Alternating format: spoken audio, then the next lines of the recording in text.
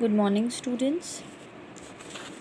तो आज की वीडियो में हम लोग डिस्कस करेंगे हमारा नेक्स्ट चैप्टर। फर्स्ट टॉपिक हमारे चैप्टर का नाम है कैपिटल एंड रेवेन्यू। बहुत ही छोटा सा चैप्टर है एंड 8 मार्क्स का आएगा ये आपका एग्ज़ाम्स में। तो इसको अच्छे से हम लोग पढ़ लेते हैं, ठीक है। तो इसमें कुछ टर्म्स हैं जो कि मैं आपको यहाँ पे एक्सप्लेन करूँगी। तो उसमें सबसे पहली टर्म है आपकी रेवेन्यू, ठीक है। तो रेवेन्यू का मतलब क्या होता है? जो भी अमाउंट या जो भी इनकम हम लोग रिसीव करते हैं from the normal business operation, जो भी हो रहे हैं, ठीक है, जो भी आपके बिजनेस में आप नॉर्मली अर्न कर रहे हो, तो ऐसी इनकम को जो भी normal day to day affairs में बिज़नेस की हो रही है उसको हम लोग क्या बोलते हैं? रेवेन्यू बोलते हैं, ठीक है। तो जैसे कि फॉर एग्ज़ाम्पल क्या क्या हो सकते हैं? जैसे कि आपने सेल किया गुड्स, तो जब आप माल बेचोगे तो पैसों का क्या होगा? इनफ्लो होगा ना। माल बेचने पे पैसे आएंगे तो इनफ्लो होगा कैश का। सेम इसी तरीके से अगर मैं आपसे बोलूँ रेंट आपने रिसीव किया है तो यानी कि इनफ्लो हुआ ना। अगर मैं आपसे ये बोल रही हूँ कमीशन आपने रिसीव किया है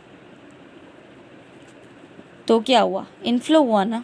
या अगर मैं आपसे बोल रही हूँ आपने डिविडेंड रिसीव किया शेयर्स पर, तो आपने रिसीव किया है तो यानी कि इनफ्लो हुआ ना। तो इनकम इन सब में आपको रिसीव हो रही है ना, देखो, है ना। तो ये सारी चीज़ें क्या हैं? आपकी रेवेन्यू में आ जाती हैं। तो ऐसी यानी कि जब आप बिज़नेस में हो तो बिज़नेस में ऐसी एक्टिविटीज़ जिनकी वजह से, ऐसी normal day to day activities business में जो भी होती हैं जिनकी वजह से इनकम का जनरेशन होता है, रेगुलर बेसिस पे कह रही हूँ, ऐसे नहीं है कि कोई एक्सीडेंटल होगा, रेगुलर बेसिस। तभी मैंने यहाँ पे लिखा है normal business operation, regular basis पर होना चाहिए, हर मंथली या डे वाइज या वीकली, है ना। तो रेगुलर बेसिस पे होना चाहिए। तो ऐसी इनकम को हम लोग क्या बोलते हैं? एक तरीके से रेवेन्यू बोलते हैं, ठीक है। नेक्स्ट आ जाता है हमारा रेवेन्यू फ्रॉम ऑपरेशन। अब रेवेन्यू फ्रॉम ऑपरेशन का मतलब क्या है? यहाँ पे देखो मैंने आपको बहुत सारे एग्जाम्पल्स दिए ना, लेकिन अगर मैं खाली ये वाला ऑप्शन चूज़ करती हूँ, ओनली एंड ओनली, इसको हम लोग क्या बोलते हैं? Revenue from operation. यानी कि जो भी अमाउंट हमको रिसीव होती है, जो भी अमाउंट हमको रिसीव होती है from the sale of goods, ठीक है, from the sale of goods, या फिर जो भी हमें अमाउंट को हम लोग रेवेन्यू भी कह सकते हैं, ठीक है, आपकी मर्ज़ी। क्योंकि रेवेन्यू का मतलब क्या है? जो इनकम आप रिसीव कर रहे हो, तो रेवेन्यू मीन्स इनकम। तो जो भी अमाउंट या रेवेन्यू आप रिसीव करते हो from the sale of good, या जो भी आप अमाउंट या रेवेन्यू रिसीव करते हो from rendering of services, goods को बेच करके या सर्विस को रेंडर करके, मर्ज़ी आपकी, दैट डिपेंड्स ना। कुछ लोग जो सर्विस देते हैं और कुछ लोग गुड्स देते हैं। तो गुड्स को बेचने पे जो भी आपने पैसा कमाया या सर्विस रेंडर करी तो पैसा कमाया, that is known as revenue from operation, ठीक है। फॉर एग्जांपल आपकी बुक्स की शॉप है, तो अगर आपने 10 बुक्स बेच करके 500 रुपये कमाए तो वो आपका रेवेन्यू फ्रॉम ऑपरेशन है। लेकिन आपकी बुक्स की शॉप नहीं है, ठीक है, आपका फॉर एग्जांपल सैलून का काम है, ठीक है। तो सैलून में क्या किया आपने कटिंग करी, आपने फेशियल्स किए, तो आपने जब कटिंग करी तो उससे आपको 500 रुपये का जनरेशन हुआ है इनकम का। तो वहाँ पे आपने सर्विस रेंडर करी है, डॉक्टर, पार्लर या टेलर या लॉयर या एडवोकेट जो भी हैं, ये सारे सर्विस देते हैं। और जो गुड्स बेचते हैं, जैसे कि केमिस्ट वाले गुड्स बेचते हैं, बुक स्टोर वाले, स्टेशनरी स्टोर वाले, कन्फेक्शनरी स्टोर्स वाले, ये गुड्स बेचते हैं। तो गुड्स बेचने पर या रेंडरिंग करने पर सर्विस को जो भी आप इनकम रिसीव करते हो, जो भी आप रेवेन्यू रिसीव करते हो, that is known as revenue from operation, ठीक है। तो ये आपका खाली अगर मैं सेल ऑफ गुड्स या सर्विस रेंडर को ले लूँ तो ये आपका आ जाएगा। अदरवाइज़ अगर सारे ऑप्शंस लेते हो तो वो रेवेन्यू में जाएगा, ठीक है। नेक्स्ट आ जाता है आपका रिसिप्ट्स।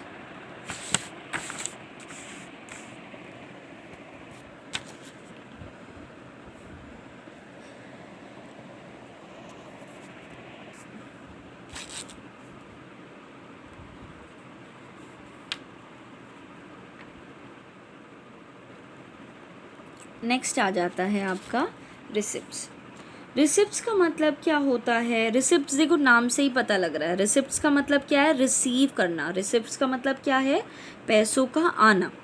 ठीक है, तो एनी कैश इनफ्लो, अगर कोई भी कैश का इनफ्लो हो रहा है, any cash inflow is called receipts. ठीक है, अगर कैश का इनफ्लो हो रहा है बिजनेस की एक्टिविटी से, any cash flow incurred from the activities, economic activities, उसको हम लोग क्या बोलेंगे? रिसिप्ट्स बोलेंगे। ठीक है, तो अगर कोई भी इकोनॉमिक एक्टिविटी करने की वजह से अगर आपको कैश का इनफ्लो हो रहा है, इनफ्लो मतलब पैसे का आना, आप रिसीव कर रहे हो, तो उसको हम लोग क्या बोलेंगे? रिसिप्ट्स बोलेंगे। अब ये जो रिसिप्ट्स होती है ना आपकी, ये 2 काइंड्स की हो सकती हैं। ठीक है, एक होती है आपकी कैपिटल रिसिप्ट्स,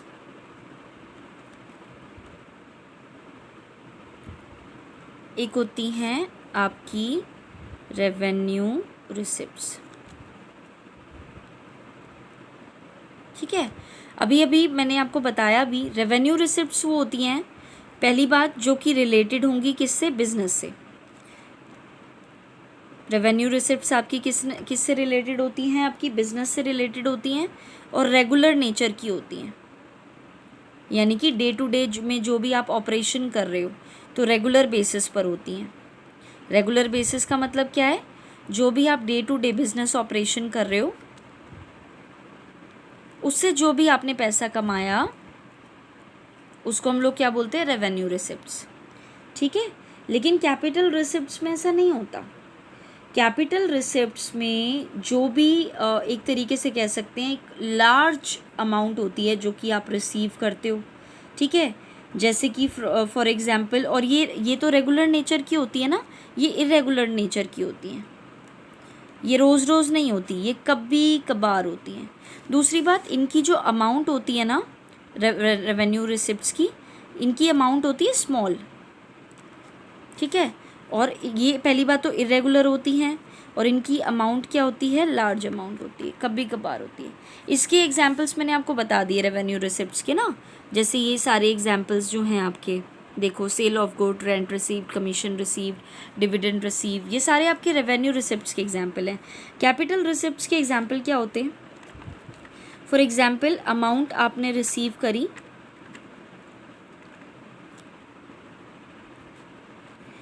अमाउंट आपने रिसीव करी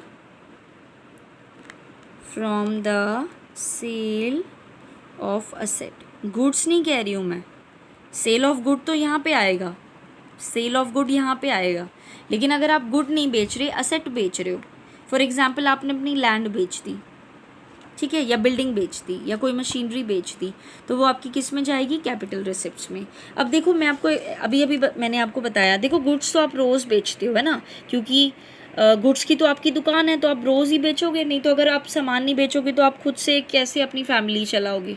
लेकिन सेल ऑफ असेट क्या रोज़ रोज़ होती है? क्या आप रोज़ रोज़ अपनी लैंड बेचते रहते हो? अरे लैंड बेचना आपका कोई काम थोड़ी ना है। ठीक है, वो तो आपको ज़रूरत थी पैसों की तो आपने बेच दिया। तो जो भी आपने अमाउंट रिसीव करी है from the sale of asset, क्योंकि आप असेट रोज़ रोज़ नहीं बेचते, लैंड रोज़ रोज़ नहीं बेचते आप, ठीक है, तो अगर आप लैंड बेचोगे तो बहुत एक तरीके से लार्ज अमाउंट आपको रिसीव होएगी, बहुत मोटा पैसा आपको रिसीव होगा, तो इसलिए इसकी अमाउंट क्या होती है? लार्ज होती है, और ये रोज़ रोज़ भी नहीं होता, तो इसलिए इसका नेचर क्या होता है? इरेगुलर होता है। ठीक है, और हम लोग क्या एक तरीके से एग्जाम्पल ले सकते हैं, जैसे कि आपने लोन लिया, तो लोन लेंगे तो बैंक आपको बहुत सारे पैसे देंगे ना, जितने का भी आपने लोन अप्लाई किया, तो अमाउंट, एक second, amount receive by taking loan. आपने जब लोन लिया तो लोन लेने से जो भी आपके, फॉर एग्जांपल आपने 5 लाख रुपए का लोन लिया, तो 5 लाख का आपने लोन लिया है, पैसे आएंगे आपके पास, तो हो रहा है कैश रिसिप्ट, पैसे आ रहे हैं, बैंक वाले आपको पैसे दे रहे हैं, तो आपके पास पैसा आ रहा है या जा रहा है? बैंक वाले दे रहे हैं आपको, तो आपके पास तो पैसा आ ही रहा है ना, तो आ रहा है तो रिसिप्ट्स है। लेकिन रोज़ रोज़ थोड़ी ना आप बैंक से पैसे लेते रहोगे। क्या रोज़ रोज़ बैंक आपको पैसे दे देता है? नो। ठीक है, आप अगर लोन ले रहे हो तो आप कभी कभार लेते हो, तो इरेगुलर है, और आप ज़्यादा अमाउंट लिए तो लार्ज अमाउंट है। ठीक है, अब देखो, अगर आप लोन लोगे तो मैंने कहा था लोन लायबिलिटी में आता है, तो लोन लेने की वजह से आपकी लायबिलिटी क्या हो जाएगी?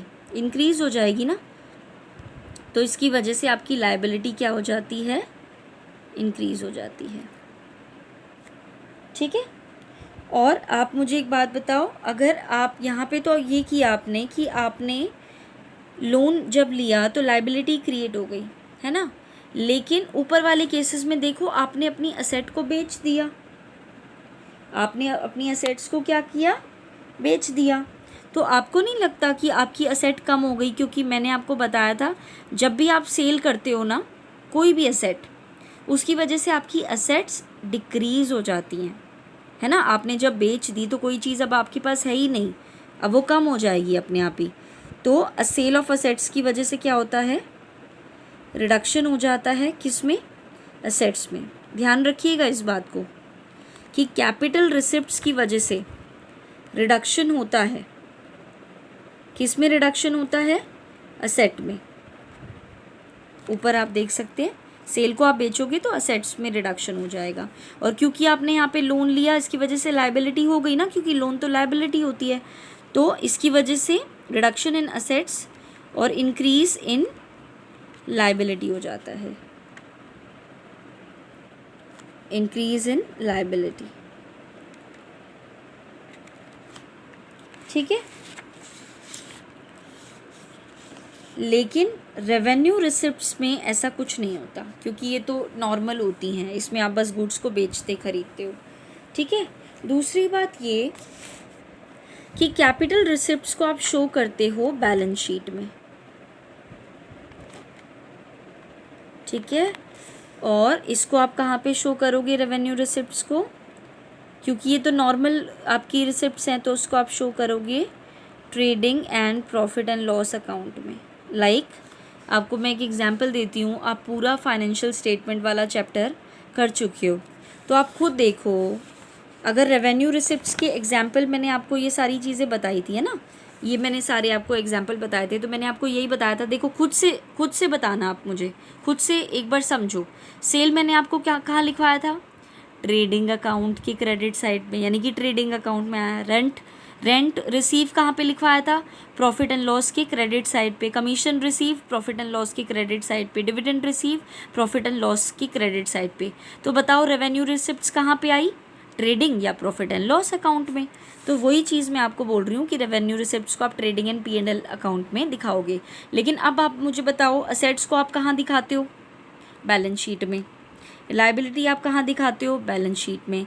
तो कैपिटल रिसिप्ट्स को आप कहाँ पे रिकॉर्ड करोगे? बैलेंस शीट में। और रेवेन्यू रिसिप्ट्स को कहाँ पे शो करोगे?